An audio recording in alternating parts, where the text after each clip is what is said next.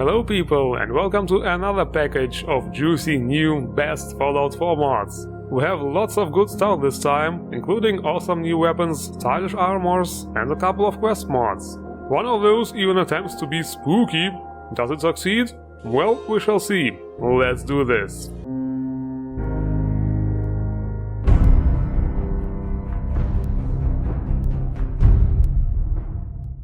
This time we start with something for the way we handle our weapons. For the way of firing the weapons. Weapon Jiggle Remover by aerisar. Ever noticed how the automatic weapons jiggle around when fired in third person? I bet you have. Well, this mod finally fixes that, and allows you to do some precise and rock-steady shooting. The difference is very visible with a side-by-side comparison. Yes, sure, there is vibration and recoil when you fire a rifle, that's normal, but it doesn't make your arms and shoulder turn into pudding all of a sudden. The good thing about this mod is it does not change any animations. The effect we see here has been achieved by modifying the gun behavior file directly. That means with this mod, the jiggle will be fixed on all guns, vanilla and modded ones. That's impressive. And now, are you ready to become a superhero? Because you can, with Technomancer by Koch28. This mod allows you to arm yourself with elemental-based special abilities, which you can craft at the chemistry station. They are called bionic implants, like in Mass Effect, to make it sound more futuristic and fitting to the Fallout universe, I guess, and everything with awesome custom animations. Seriously, gotta love this modder. You can equip them like any other weapons. In third person, the block button will execute this cool dodge, and the attack button shoots projectiles. The cryo power will create huge frosty explosions and also freeze your enemies. The firepower projectiles have a really explosive force and will also set an area on fire. And the electro ability spawns those little electric fields with some area damage, and direct hits hit really hard. And holy shit, you guys, I can't even describe how awesome it feels to go on a rampage with those superpowers. Spawning fire, ice and lightning bolts from your fingertips and showing your enemies some cool, hot and shocking action of which even the X-Men would be jealous. 100% Michael Bay approved. And me too, of course. Next it's weapon time, starting with another high quality one. Heckler and Koch G36 Complex by FX0X01, Haru and Navarro. Since this is supposed to be a lore-friendly weapon, because H&K actually exists in the Fallout universe, it was also integrated in a lore-friendly way. So to obtain it, or more like its blueprint, you have to complete a little quest, which starts at level 35. There is a dungeon with ghouls and spooky red lights and stuff. The weapon itself looks detailed and tactical AF. There are custom animations and sounds, and the customization allows you to switch between semi and fully automatic. You can also equip different barrels and turn this weapon into variants like MG36, G36C or the Lithuanian G36KV. There are also a lot of different top rails with different sight options, several different silencers, equipable lasers and flashlights, and also a damage modifier. And a full stop from me at this point, another high quality weapon for our armories. Enough said.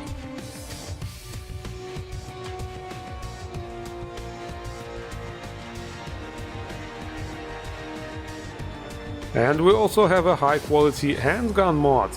Colt 6520 10mm pistol by the same modder. Well, almost. One is different. Merchants will start selling those pieces, but we also have a little quest dungeon here again to obtain such a gun. Yes, more ghouls to kill. The weapon itself uses 10mm ammunition and also has a custom firing sound.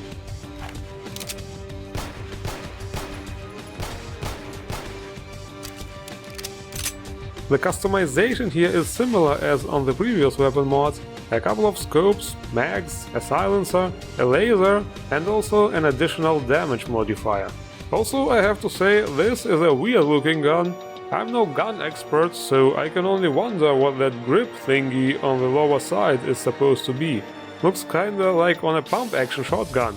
I wonder if it's decorational or actually has a function. We also have a really cool close combat weapon. AE86 Seiryuu Beam Katana by Alpha Dragoon. Well, hello there, how are you? We met in Skyrim not too long ago, but of course this kind of weapon fits into Fallout much more. One-handed and two-handed versions available, and wow, the two-handed one turned out really long here, and it's too bad we can't dual wield here in Fallout. Anyway, this right here is definitely the right weapon to slice apart robots and, you know, bipedal tanks.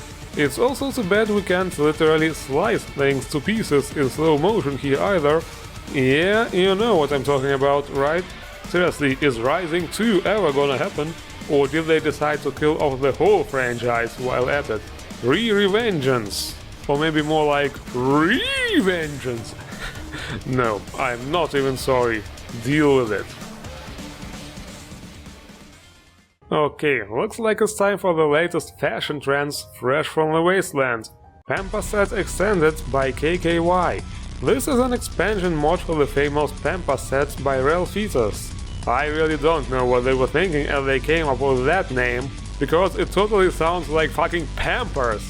Anyway, all this mod does is adding some see-through mesh textures to parts of the original suits, which of course makes them skimpier.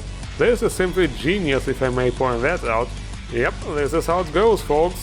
Out of ideas, not in the mood to create new outfits, just take some existing ones and make them more skimpy. Hot files guaranteed. This is pretty much a surefire method of success right here. And we have another one here, Midnight Breeze Armor by Dogstail. This one was originally released for Skyrim.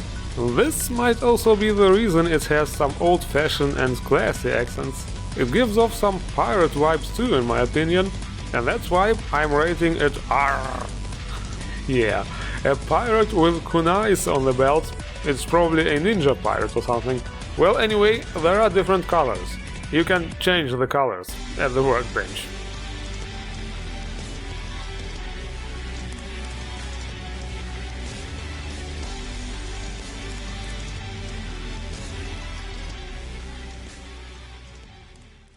Okay people, we have two little quest mods to check out, both by the same modder. Let's start with Vault 83, the Librarian by Gaz Arts. To start this one, we head to this new place called the Akashic Library on the eastern edge of the Commonwealth. This building is in a surprisingly good shape compared to the rest of the Commonwealth, and inside this library we find this Librarian lady. There is no voice acting right now, so we have to deal with subtitles. Also, I had no idea my character could be so talkative. Anyway, she will tell us her story, how she used to live in a vault, but then it was attacked and she had to flee. And she gives us the task to retrieve a precious item, which still is in the vault. So obviously we make our way to the vault. This place looks somewhat different from the vanilla vaults in this game, but it actually doesn't look half bad. The navigation here is really mazy. You will come across lots of locked doors and terminals. Of course, there are also enough enemies to keep you entertained. And after a short while, an unexpected twist happens. I won't spoil what it is exactly, but it definitely changes things entirely and will surely show you a good time. And now let's take a look at the second quest, Haunted Vault 165. Looks like they are really into vaults. The entrance is on this small island right next to Crop Manor. Here we also find this Paladin Shepherd guy. I would love to tell him to go back to the Normandy and let me do my thing here, but unfortunately I couldn't even really tell him that I am a member of the Brotherhood as well. But he was really happy when I offered my help. So on the inside this vault looks similar to the other one, only that we encounter gunners in here instead of thins. At first, because all of a sudden we come across this little girl called Lisa. Totally not suspicious, right? The moment she said she got sick a long time ago, all my alert lamps lit up. This is going to be some paranormal shit, isn't it? Well, this wall definitely tried to be spooky, but we end up fighting gunners all the time, and that kinda takes away from the atmosphere a bit, but it definitely does have its moments, so it's really worth checking out if you are up for a little adventure. And we are done for this episode. I wasn't able to include many mods this time because I barely had any free time this week, but I still hope you enjoy the show, folks. One way or another, the links to all mods are in the description. Don't forget to endorse the mods you like. And if you think this review was cool, don't forget to hit the like button and subscribe for more. I thank you all for watching, wish you a good time modding, and see you around.